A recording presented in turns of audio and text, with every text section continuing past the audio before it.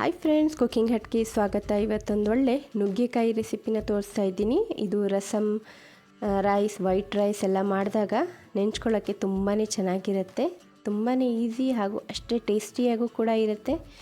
ಬನ್ನಿ ಈ ಒಂದು ರೆಸಿಪಿನ ಹೇಗೆ ಮಾಡೋದು ಅಂತ ನೋಡೋಣ.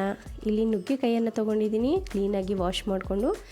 ಇವಾಗ ಇದಕ್ಕೆ ಸ್ವಲ್ಪ ಉಪ್ಪನ್ನು ಹಾಕಿ ಬಾಯ್ಲ್ ಮಾಡ್ಕೊಳ್ತಾ ಇದ್ದೀನಿ. ಮೊದಲಿಗೆ ಬಾಯ್ಲ್ ಮಾಡಿಕೊಂಡು ಒಂದು ಕಡಾಯಿಯನ್ನು ಇಟ್ಟಿದ್ದೀನಿ. ಇದಕ್ಕೆ ಸ್ವಲ್ಪ ಮಸ್ಟರ್ಡ್ ಆಯಿಲನ್ನು ಹಾಕ್ತಾಯಿದ್ದೀನಿ. ನೀವು ಯಾವ ಎಣ್ಣೆಯನ್ನು ಬಳಸ್ತೀರಾ ಅದನ್ನು ಹಾಕ್ಬೋದು. ಸ್ವಲ್ಪ ಬೆಳ್ಳುಳ್ಳಿಯನ್ನು ಜಜ್ಜಿಬಿಟ್ಟು ಹಾಕ್ತಾಯಿದ್ದೀನಿ. ಹಾಗೆ ಜೀರಿಗೆ, ಸಾಸಿವೆ ಸ್ವಲ್ಪ ಹಾಕ್ತಾಯಿದ್ದೀನಿ. ಹಾಕ್ಕೊಂಡು ಇದೆಲ್ಲ ಒಗ್ಗರಣೆಯನ್ನು ಮಾಡ್ಕೊಳ್ತಾ ಇದ್ದೀನಿ. ಒಂದು ಈರುಳ್ಳಿಯನ್ನು ಸಣ್ಣದಾಗಿ ಕಟ್ ಮಾಡಿ ಹಾಕಿದ್ದೀನಿ. ಹಾಗೆ 2 ಒಣಮೆಣಸಿನ್ಕಾಯಿ, ಇದನ್ನು ಸ್ವಲ್ಪ ಫ್ರೈ ಮಾಡ್ಕೊಳ್ಳೋಣ. ಹಾಗೆ ನನ್ನ ರೆಸಿಪೀಸ್, ನನ್ನ ಚಾನಲ್ ನಿಮಗೆ ಇಷ್ಟ ಆಗ್ತಾ ಇದೆ ಅಂದರೆ ದಯವಿಟ್ಟು ಒಂದು ಸಬ್ಸ್ಕ್ರೈಬನ್ನು ಮಾಡ್ಕೊಳ್ಳಿ. ಹಾಗೆ ಲೈಕ್, ಶೇರ್, ಕಮೆಂಟ್ಸ್ ಕೂಡ ಮಾಡಿ. ಇಲ್ಲಿ ಒಂದು ಟೊಮೆಟೊನ ಹಾಕ್ತಾಯಿದ್ದೀನಿ ಕಟ್ ಮಾಡಿ. ಎಲ್ಲ ನಾನು ಉದ್ದುದ್ದಕ್ಕೆ ಕಟ್ ಮಾಡ್ಕೊಂಡಿದ್ದೀನಿ. ಈರುಳ್ಳಿ ಹಾಗೆ ಟೊಮೆಟೊ ಎಲ್ಲ. ಇದನ್ನು ಸ್ವಲ್ಪ ಟೊಮೆಟೊ ಸಾಫ್ಟ್ ಆಗೋವರೆಗೂ ಇಲ್ಲಿ ಒಂದು ಅರ್ಧ ಚಮಚ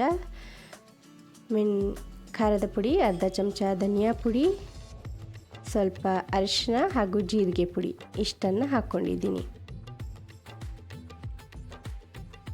ಹಾಗೆ ಅದಾದ ನಂತರ ಇಲ್ಲಿ ನುಗ್ಗೆಕಾಯಿಯನ್ನು ಹಾಕ್ಕೊಳ್ತಾ ಇದ್ದೀನಿ.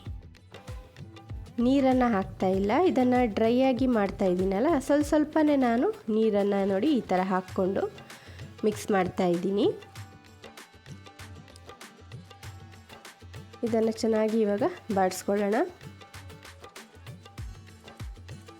ಇನ್ನೊಂದು ಸ್ವಲ್ಪ ನೀರನ್ನು ಹಾಕ್ಕೊಂಡು ಇದನ್ನು ಮಾಡ್ಕೊಳ್ತೀನಿ. ಹಾಗೆ ರುಚಿಗೆ ತಕ್ಕಷ್ಟು ಉಪ್ಪನ್ನು ಹಾಕ್ಕೊಳ್ತೇನೆ. ನುಗ್ಗೆಕಾಯಿಗೆ ನಾನು ಮೊದಲೇ ಉಪ್ಪನ್ನು ಹಾಕಿದ್ದೆ ಸ್ವಲ್ಪ. ಇವಾಗ ಇನ್ನೊಂದು ಸ್ವಲ್ಪ ಮಸಾಲೆಗೆ ಇದಕ್ಕೆಲ್ಲ ಉಪ್ಪು ಎಷ್ಟಾಗುತ್ತೋ ಅಷ್ಟನ್ನು ಹಾಕ್ಕೊಳ್ತಾ ಇದ್ದೀನಿ. ಸ್ವಲ್ಪನೇ ಹಾಕ್ಕೊಳ್ಳಿ, ನಾವು ಡ್ರೈ ಆಗಿ ಮಾಡ್ತಾ ಇರೋದ್ರಿಂದ ಜಾಸ್ತಿ ಆಗ್ಬೋದು ಉಪ್ಪು. ಇಲ್ಲಿ ಸ್ವಲ್ಪ ತೆಂಗಿನಕಾಯಿ ತುರಿಯನ್ನು ಮೇಲಿಂದ ಹಾಕ್ತಾಯಿದ್ದೀನಿ. ತುಂಬಾ ಚೆನ್ನಾಗಿರುತ್ತೆ, ಒಂದು ಸತಿ ಮನೆಯಲ್ಲಿ ಟ್ರೈ ಮಾಡಿ. ಹಾಗೆ ಇದನ್ನು ಫ್ರೈ ಮಾಡ್ಕೊಳ್ತಾ ಇದ್ದೀನಿ. ಸ್ವಲ್ಪ ನೀರನ್ನು ಹಾಕಿದ್ದೀನಿ, 1 ಚಮಚದಷ್ಟು ನೀರನ್ನು ಸ್ವಲ್ಪನೇ ಹಾಕ್ಕೊಂಡು ಫ್ರೈ ಮಾಡ್ಕೊಳ್ತಾ ಇದ್ದೀನಿ. ಇವಾಗ ಕಟ್ ಮಾಡಿರುವಂಥ ಸ್ವಲ್ಪ ಕೊತ್ತಂಬರಿ ಸೊಪ್ಪನ್ನು ಹಾಕ್ಕೊಂಡಿದ್ದೀನಿ. ಇದಕ್ಕೆ ಮಸಾಲೆ ಸ್ವಲ್ಪ ಖಾರದ ಪುಡಿ, ಜೀರಿಗೆ ಪುಡಿ, ಧನಿಯಾ ಪುಡಿ, ಅರಿಶಿನ ಇಷ್ಟು ಹಾಕಿದ್ರೆ ಸಾಕಾಗುತ್ತೆ. ಹಾಗೆ ತೆಂಗಿನಕಾಯಿ ತುರಿ, ಕೊತ್ತಂಬರಿ ಸೊಪ್ಪು, ನಮ್ಮ ನುಗ್ಗೆಕಾಯಿ ರೆಡಿಯಾಗಿದೆ. ಏನು ಇಲ್ಲದೆ ಇದ್ದಾಗ ಮನೆಯಲ್ಲೆಲ್ಲ ತರಕಾರಿ ಹಾಗೆ ಚಿಕನ್, ಮಟನ್ ಇಲ್ಲದೆ ಇರುವಾಗ ಇದನ್ನು ಮಾಡ್ಕೊಳ್ಳಿ, ತುಂಬಾ ರುಚಿಯಾಗಿರುತ್ತೆ. ಬೇಳೆ ಸಾರು ಅಥವಾ ರಸಮ್, ಸಾಂಬಾರ್ ಜೊತೆಗೆ ತುಂಬಾ ಚೆನ್ನಾಗಿರುತ್ತೆ. ಸೈಡ್ ಡಿಶ್ಶಾಗಿ ಜ್ಯೂಸಿಯಾಗಿ ಇದೆ ಅಷ್ಟೇ. ಮತ್ತೆ ಸಿಗ್ತೀನಿ ಇನ್ನೊಂದು ಹೊಸ ರೆಸಿಪಿಯೊಂದಿಗೆ. ಅಲ್ಲಿವರೆಗೂ ಟೇಕ್ ಕೇರ್, ಬಾಯ್.